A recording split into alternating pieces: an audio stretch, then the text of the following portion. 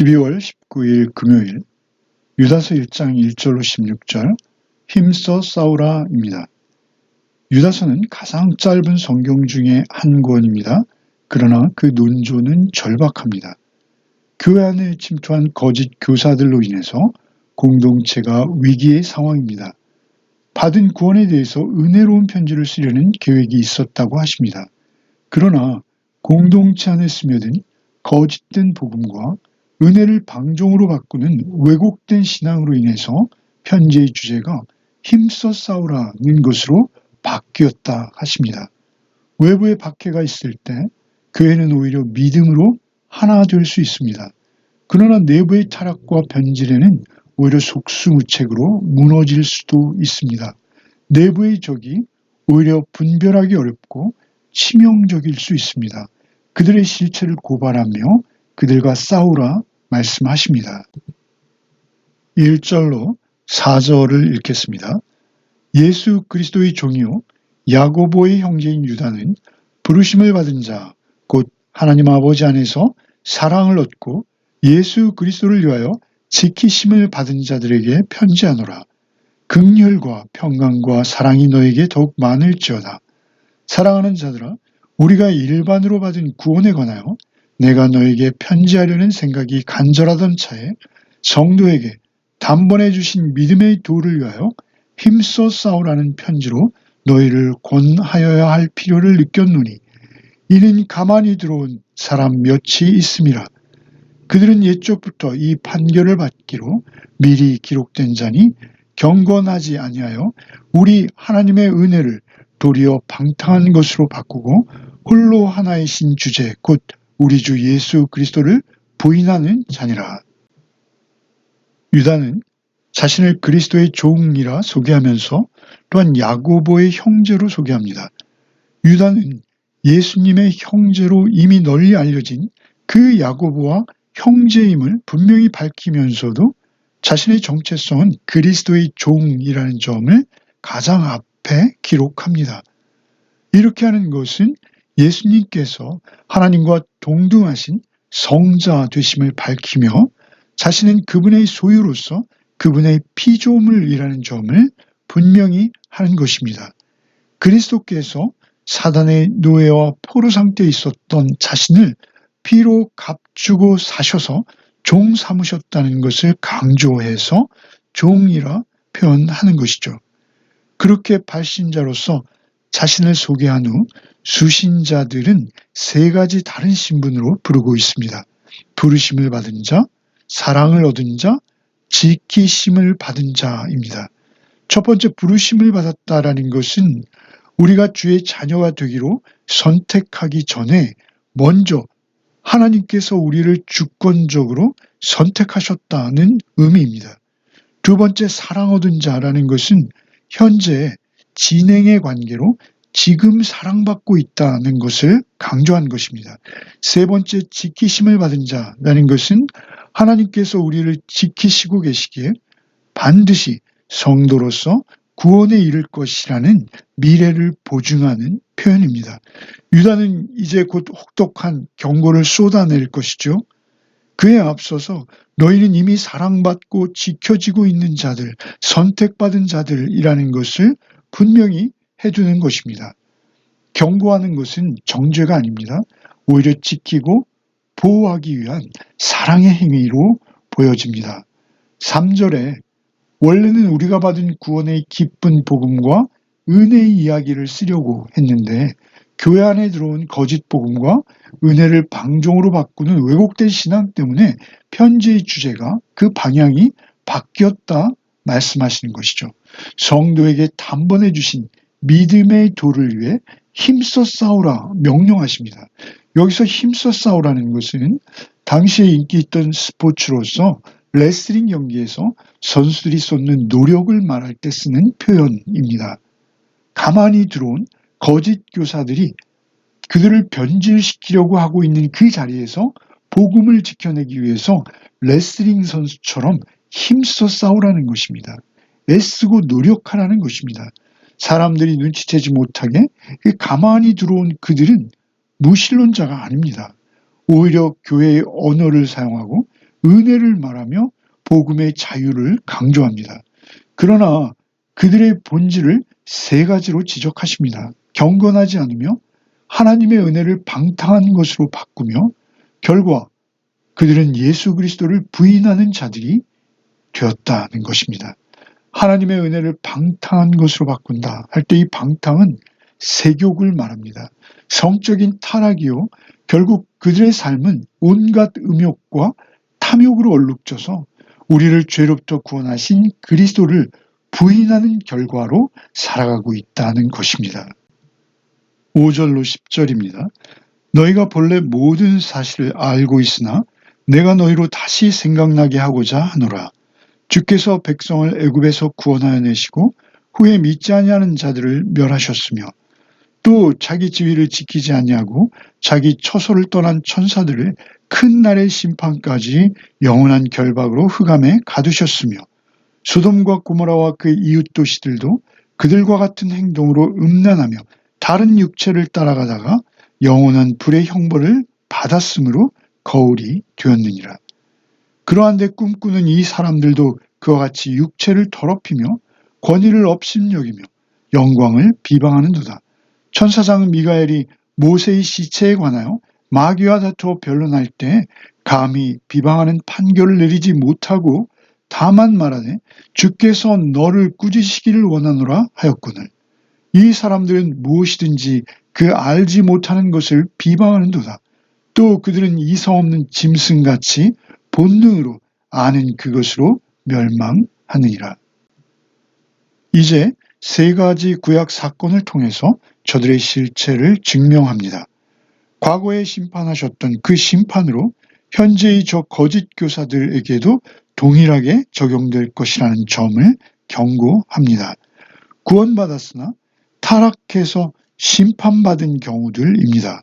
첫 번째는 출애굽한 이스라엘 백성이 애굽으로부터 구원받았습니다. 그러나 하나님을 믿지 않으므로 결국 광야에서 모두 심판받고 말았습니다. 두 번째는 타락한 천사들로서 그들의 지위를 버리고 자기들이 지켜야 할 자리를 결국 버려서 흑암에 결박되어 최종 심판을 기다리게 되었습니다. 세 번째 소돔과 고모라의 백성들로 동성애 등을 통해서 성적 타락으로 욕망을 따라간 결과 영원한 불심판을 받았습니다. 이들의 공통점은 결국 불신이요 경계를 자기 생각대로 넘나든 것입니다.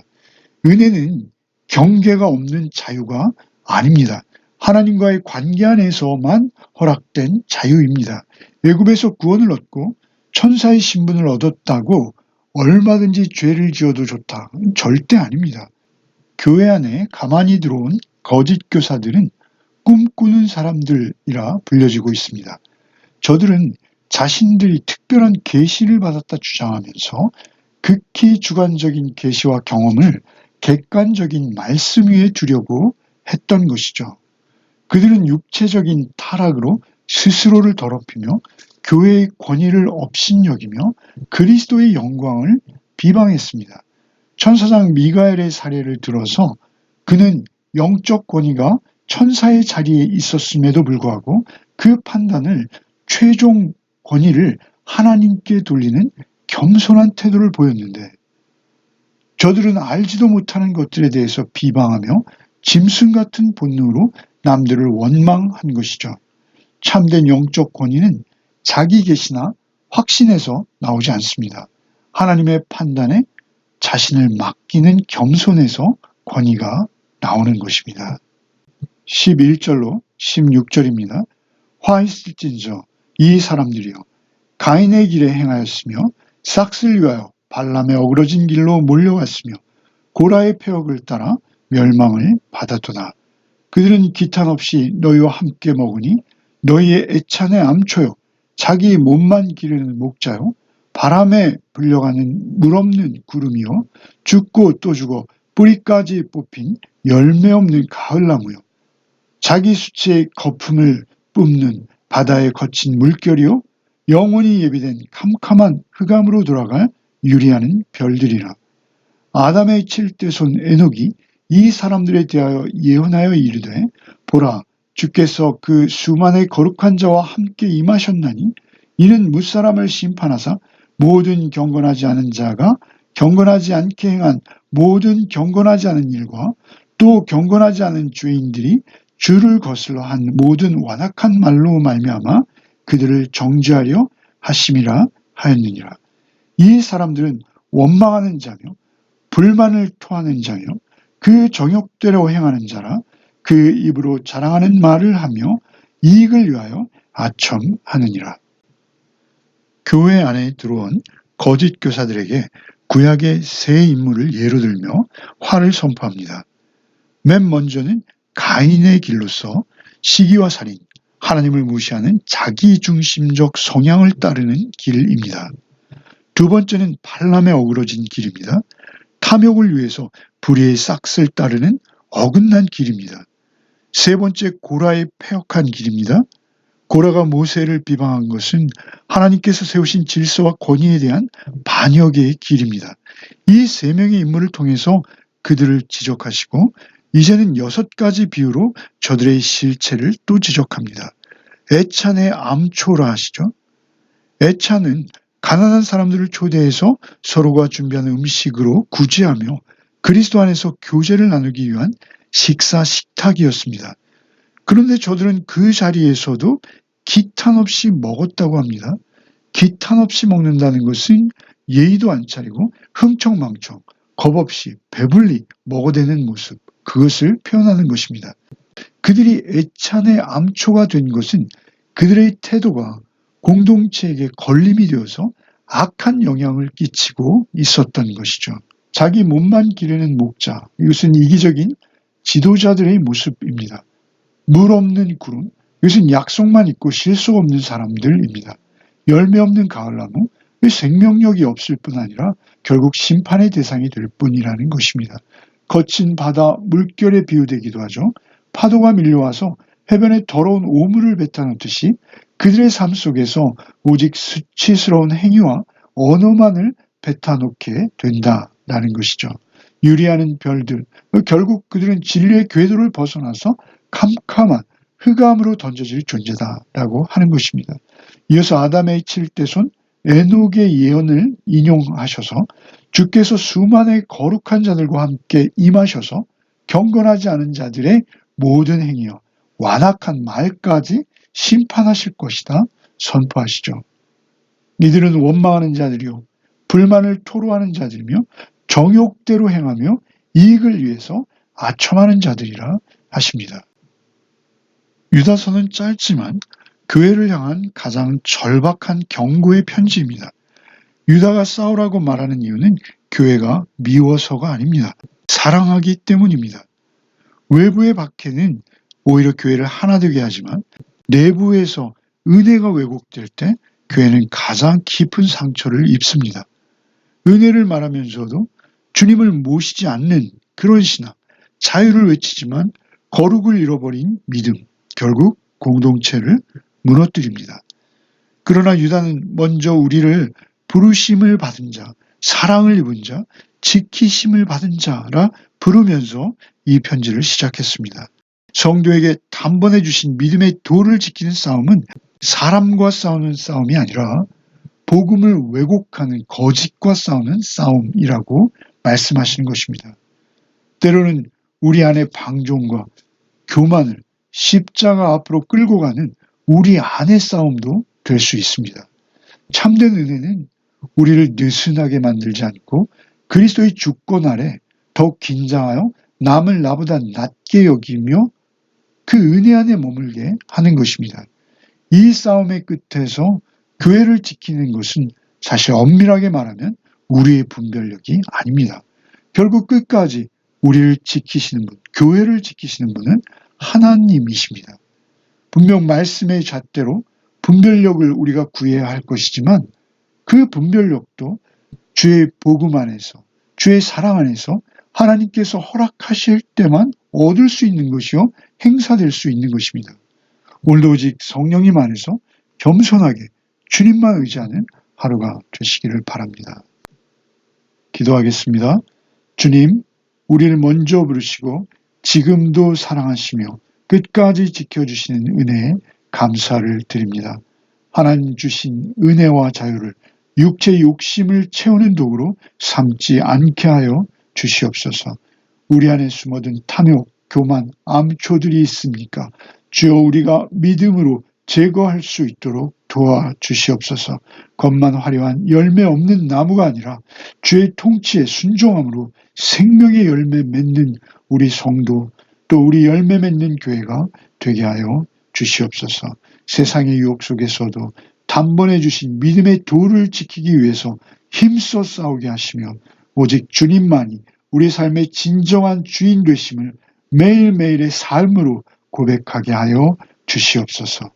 우리 교회를 외부의 유혹보다도 내부의 타락으로부터 지켜주시고 늘 말씀 앞에 깨어 분별하며 끝까지 주님만을 따르는 공동체가 되게 하여 주시옵소서. 오늘도 우리를 붙드실 예수 그리스도 이름 받들어 기도하옵나이다. 아멘.